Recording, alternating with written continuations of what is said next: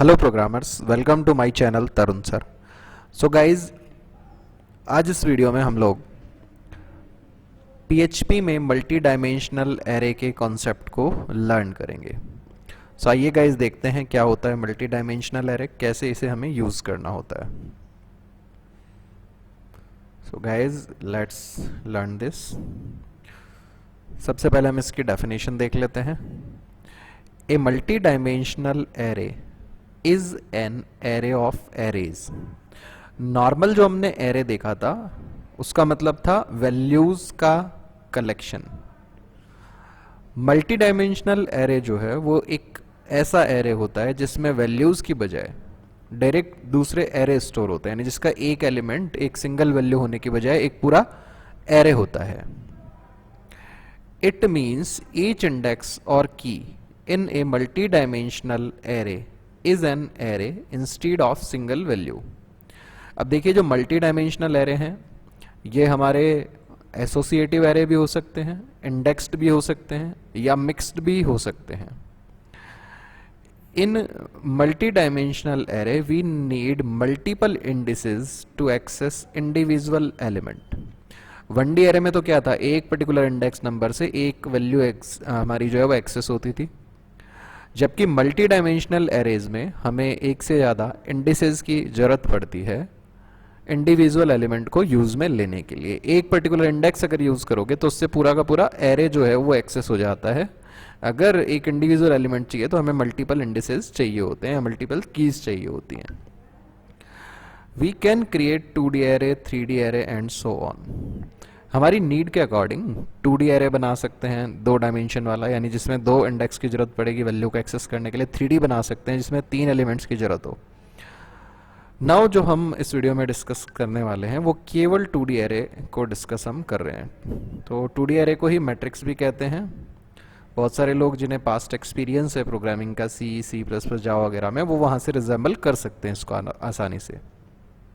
सो 2D array की एक definition हम देख लेते हैं। ए 2D array is an array of array. 2D array जो है एक एरे होता है जिसमें प्रत्येक एलिमेंट खुद एक सिंगल यानी 1 डायमेंशनल एरे को डिनोट करता है। In which each index denotes a 1D array of elements. 2D array में प्रत्येक इंडेक्स नंबर जो है वो एक 1D एरे को डिनोट करता है। A 2D array is also called as matrix. 2D array को ही मैट्रिक्स भी कहते हैं। To use individual element from a 2D array, we must use 2 indices। 2D array में से एक पर्टिकुलर एलिमेंट को एक्सेस करने के लिए हमें 2 इंडिसेस का यूज करना पड़ता है। नाउ हम देख लेते हैं कि 2D array जो है उसको बनाते कैसे हैं। सो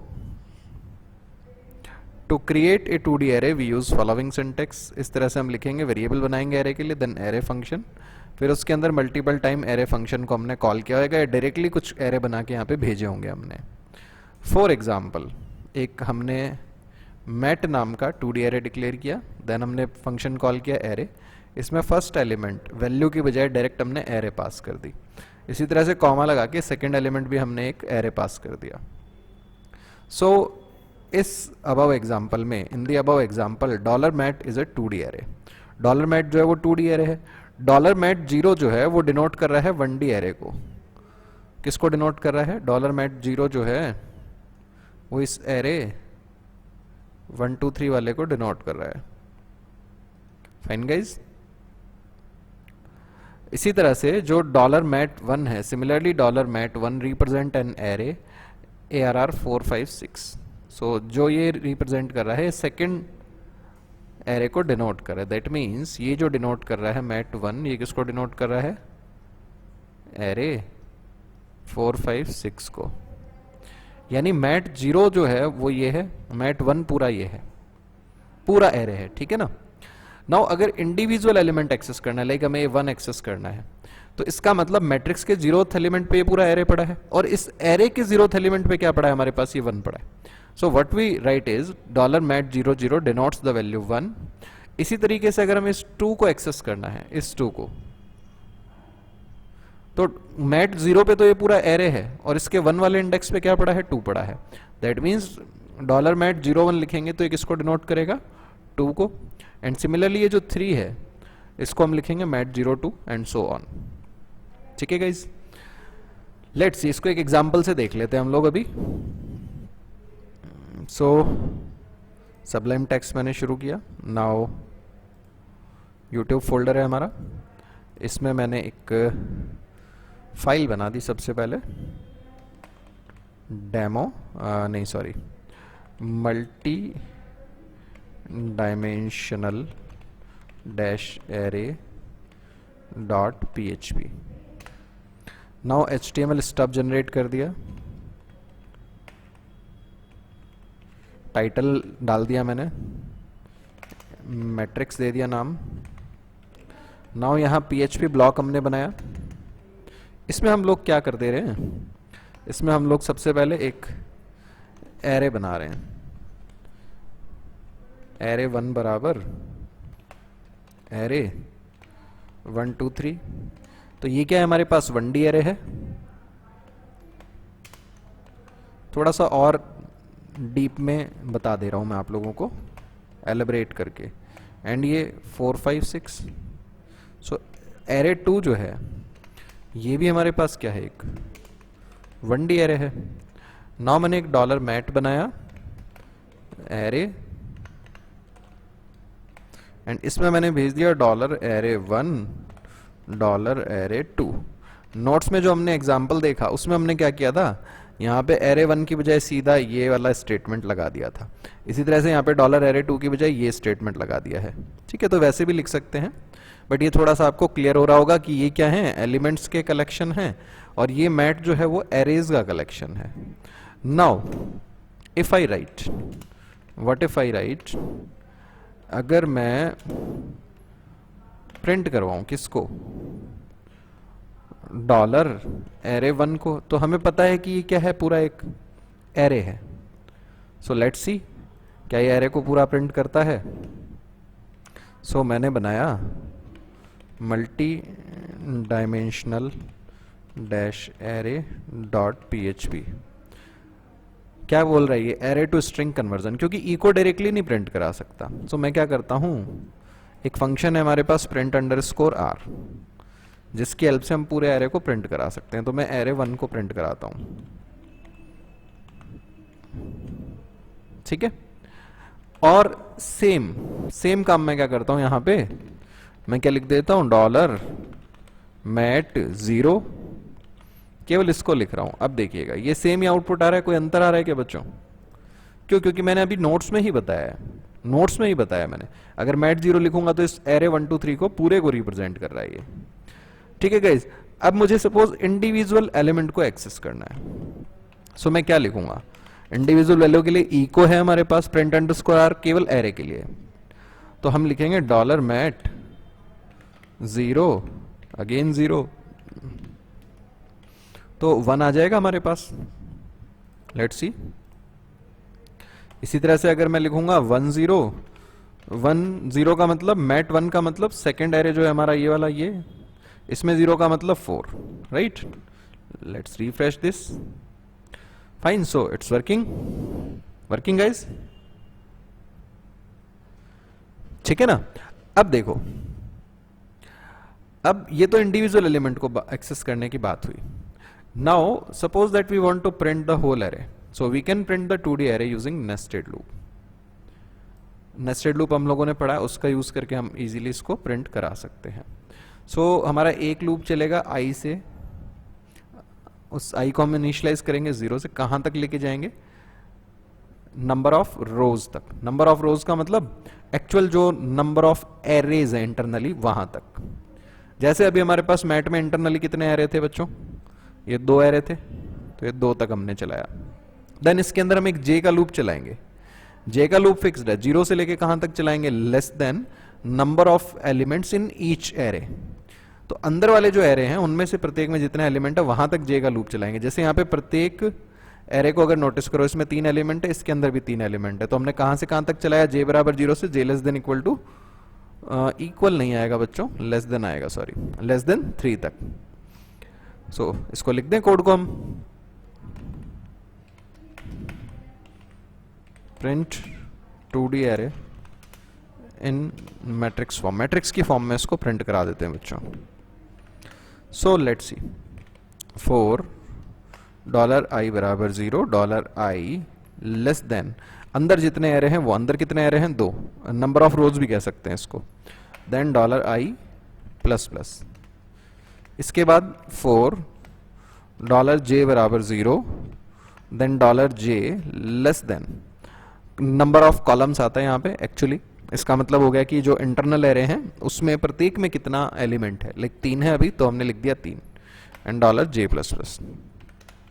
यहाँ हम ई को करा देते हैं किसको, $mat, $i एंड $j, और इसके साथ में एक स्पेस दे देते हैं, और इसके बाद में हम ई को करा देते हैं किसको, एक br को, लाइन चेंज के लिए। फाइन। अब देखो बच्चों, i की वैल्यू सबसे पहले क्या है, 0, $i लेस देन 2 है क्या, ट्रू है, देन $j बराबर क्या हो गया, 0, $j लेस देन 3 है क्या, ट्रू है, तो ये क्या बन गया, मैट 0 0, तो 0 0 वाला एलिमेंट प्रिंट होएगा, then $j plus plus j की वैल्यू 1, तो इस बार क्या प्रिंट होएगा, mat 0 1, then $j plus plus j की वैल्यू 2, देन 0 2 वाला element, then j plus plus j की वैल्यू 3 3 होते ये कंडीशन फॉल्स, तो फर्स्ट रो के सारे एलिमेंट प्रिंट हो गए, इनफैक्ट फर्स्ट एरे जो है उसके सारे एलिमेंट प्रिंट हो गए हमारे, या ऐसा कह सकते हैं मैट 0 पर जो एरे पड़ा था उसके सारे एलिमेंट प्रिंट हो गए, या मैट्रिक्स की फर्स्ट जो रो होती है उसके सारे एलिमेंट प्रिंट हो गए, किसी भी तरह से आप कह सकते हो उसको। फिर j की वैल्यू जब 3 है ये कंडीशन फॉल्स होगी, लूप से बाहर आया, लाइन चेंज करी, then i plus plus, i की वैल्यू 1, कंडीशन चेक हुई ट्रू है, j वापस रीस्टार्ट हो गया 0 से, कंडीशन चेक हुई ट्रू है, अब प्रिंट करेगा मैट ij, i की वैल्यू 1 है, j की वैल्यू 0 है, 1 0 1 0 का मतलब जो सेकंड एरे था ये वाला एरे, ये यहाँ पे पड़ा है, इसका 0th एलिमेंट, फिर j प्लस प्लस होएगा j की वैल्यू 1 1 1 वाला element, then j plus plus होगा j की वैल्यू 2 1 2 वाला element, then j plus plus होएगा j की वैल्यू 3, ये कंडीशन फॉल्स, लूप से बाहर, लाइन चेंज करेगा, वापस i के लूप पे जाएगा, i प्लस प्लस i की वैल्यू 2, ये कंडीशन फॉल्स, सो लूप से बाहर आ जाएगा और प्रोग्राम हमारा टर्मिनेट हो जाएगा। लाओ इसे एग्जीक्यूट कर लेते हैं, let's execute this, okay cool.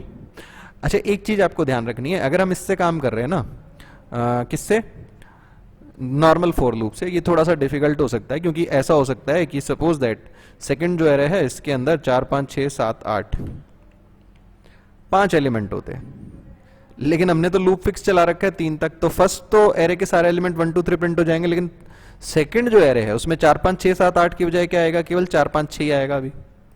सो इसके सॉल्यूशन के लिए हम लोग क्या करते हैं, यहाँ पे फॉर ईच लूप यूज करते हैं। So what I do is, मैंने यहाँ पे इसको रिप्लेस कर दिया for each $mat as $ro, so इसमें एक एक करके एरे आता रहेगा, एंड यहां पे मैंने लगाया for each $ro as $value, इसमें वैल्यू आती रहेगी, एंड यहां मैं प्रिंट करा देता हूं किसको, $value को। सो पहली बार मैट में से $ro में क्या आ जाएगा, फर्स्ट एरे यानी एरे 1, ये एरे 1 में से एक एक वैल्यू को प्रिंट करा देगा, फिर सेकंड टाइम मैट में से सेकंड रो आ जाएगी, मतलब एरे 2 आ जाएगा रो में, ये जो अंदर वाला लूप है वो क्या करेगा, सेकंड एरे की वैल्यूज को प्रिंट करा देगा। लेट्स सी दिस, ये मैंने रिफ्रेश किया and this is our result 1 2 3 4 5 6 7 8। अच्छा अब इसका फायदा ये है, सपोज दैट मैं एक एरे और बना देता यहाँ पे, लाइक मैंने एरे 3 बना दिया और यहां पे मैंने वैल्यूज पास कर दी 10 15 20 25 30 40 45 50। अगर हम अर्लियर नॉर्मल फॉर लूप से करते, अगर हम नॉर्मल फॉर लूप से करते तो क्या होता बच्चों, क्या हमारे पास में थर्ड एरे आता, नहीं आता, बिल्कुल भी नहीं आता, क्योंकि हमारा लूप 2 बार ही चल रहा था, लेकिन इसमें आ जाएगा। लेट्स सी दिस, आ रहा है, तो ये फायदा है किसका, फॉर ईच लूप का। तो नॉर्मली जब भी हमें एरेज को एक्सेस करना है, प्रिंट करवाना है, इटरेट करना है, तो हम प्रेफर करते हैं किसको, फॉर ईच लूप को। सो गाइज, ये था हमारे पास मल्टी डायमेंशनल एरे का इंट्रोडक्शन एंड 2D एरे का कॉन्सेप्ट पीएचपी में। होप सो आप लोगों को समझ आया होगा। फिर भी कोई डाउट रह जाता है तो इस वीडियो पर कमेंट करें, मैं आपके डाउट को दूर करूंगा। ध्यान रखिएगा, जब आप इंटरव्यूज के लिए जाते हैं तो एरे, मैट्रिक्स वगैरह ऐसे टॉपिक हैं जिन पे 50% क्वेश्चंस जो है वो पुट होते हैं, चाहे आप बैकएंड कोडिंग के लिए जा रहे हैं, चाहे आप एसडी के लिए जा रहे हैं। सो इनको आप अच्छे से प्रिपेयर करें। Thanks for watching this video guys, thanks a lot, have a nice day, have fun and enjoy.